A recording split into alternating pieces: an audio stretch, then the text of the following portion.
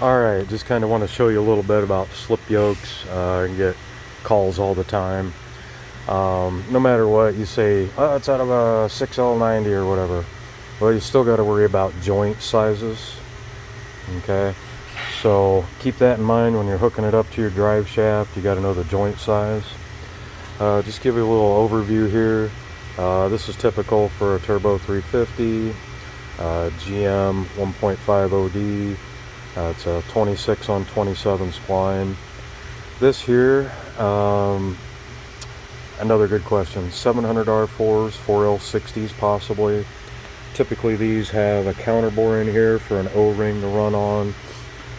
Some slip yokes are vented, but you should have an O-ring or something there to seal that so you don't get any oil or contamination there. Turbo 350, these are non-vented, sorry. Move along here. Got you an 8L90 male splined yoke shaft. It's a 32 spline. Comes in a 14-15 series joint. Moving on here, 6L90. And this one here is more like a 6L80. 6L80 turbo 400s. There's many that use the 32 spline GM cut with 1.886 OD. This one here is like a Dodge, typically Dodge. It's 2.3 OD. There is newer Fords using this in their transfer cases, so you got to watch out for that. Again, joint series you always got to look out for. Kind of want to focus on this 6L90. A gentleman purchased a slip yoke from us and was having problems finding a seal. Eventually I found what I believe is the correct one. When you look online, especially Rock Auto, they give you a bunch of measurements, which the housing OD is consistent, but they're saying the ID of this is only 2.063. I do not know of a slip yoke close to 2.063, 2.1, or anything like that. So I don't know if they got a misprint going on or what. But I finally did find this one here. It's a National 710 675. You can check out their catalog online.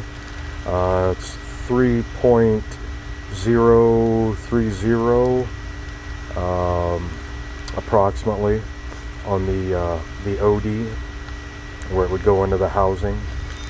And they're saying this ID is like 2.197, which should work great for this, which is 2.2.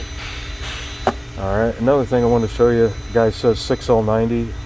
Well, you got truck transmissions that are two-wheel drive, use a long slip yoke like this.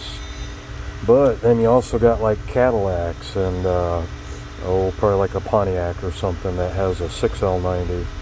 But it uses a high-speed CV joint that connects to this instead of a universal joint. So if you have one of these, you can use a conversion flange to make a new slip stub drive shaft.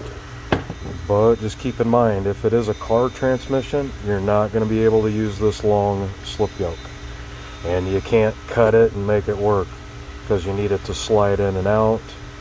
And yeah, it'll end up falling out of your car. So just a little overview. If you got any questions, throw me a message and I'll see what I can do. And while we're at it, I'll just talk a little bit about joints real quick. So this one here is a GM 3R, typically seen in 1500s and such. There's no snap rings on the outside of the joint. Sometimes you'll see plastic injection holes in here. That's what holds the OEM caps in. When you change the joint though, see there's the holes there. You change the joint, your new joint will use an inside C-clip snap ring. It keeps the cap from sliding out. So when you call up, if you don't know joint sizes, call up with a tape measure and micrometers. They can help you out. Inside lockup ones, you got to measure in here. Measuring out here doesn't do you much good. Okay, these are inside lockup, no snap ring grooves. This one here is a AAM 1415 series. Real close to the Dana Spicer. Real close to the Dana Spicer 1410 series. 1415 is just a cat hair narrower. So if you try to put a Spicer in here, you need a thinner snap ring to make it work properly. Again, here's another 1415 series. Once you've seen them, you kind of know what you're looking at. This one here, this is a 1355 series, or a Spicer 1350. Again, you got to use thinner snap rings or something if you use Spicer. This big dog here is a 1555 series. These are typically seen in Dodges. These big weights weigh 12 to 15 pounds. See a lot of transfer cases get damaged. A lot of drive shafts come in. We always knock these off, get that weight off of there.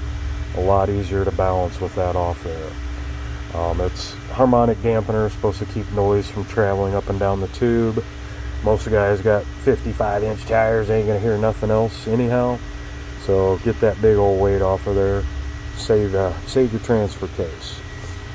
And again, this is a 6L90. It's counterboard because there's an O-ring up in there. This is a bolt-on style. It's not made to slip in and out. So keep that in mind when you're dealing with 6L90s.